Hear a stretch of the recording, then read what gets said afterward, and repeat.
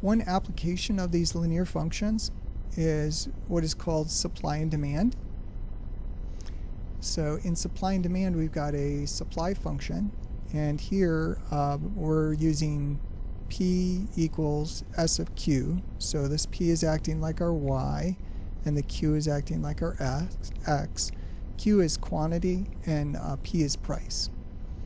And so the quantity supplied is 0.75 times Q. And then this D stands for demand. So P equals demand at Q units is 9 minus 0.75 Q. That's our demand function. So again, our P is acting like Y and our Q is acting like X. So these are two linear functions here. And if you don't like the P and Q, you can just plug back in here Y and X if you want to.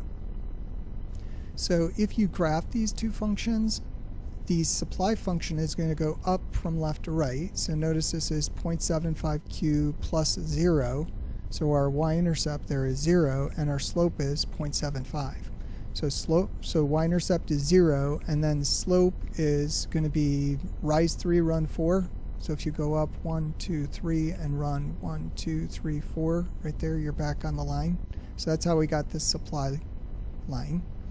And then demand, our y-intercept is 9, and our slope is negative 0.75. So we start up here on the y-axis. Remember, P is acting like Y, Q is acting like X, at 9, and we would negative 0.75, that's negative 3/4, so we would fall 3 and run 4 to get back on the line right there, and then graph our demand. So here's demand, and here's supply. Well, notice that those guys intersect right here, and when supply matches demand, that's called equilibrium. Now, if you are, for example, at a quantity of 4, you look up here, and on our demand function, we've got more demand here than we do supply. That represents a shortage.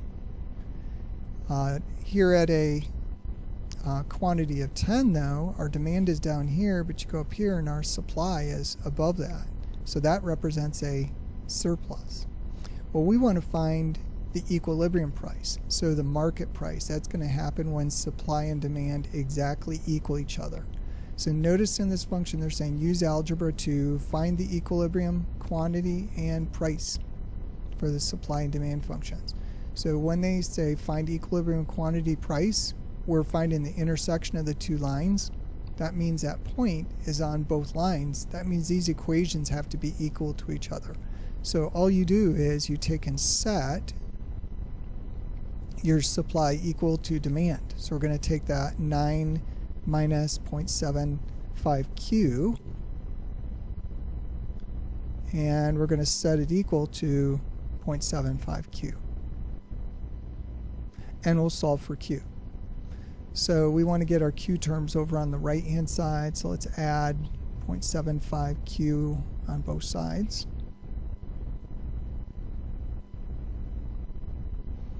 On the left hand side, these add to 0. All we've got left is that 9.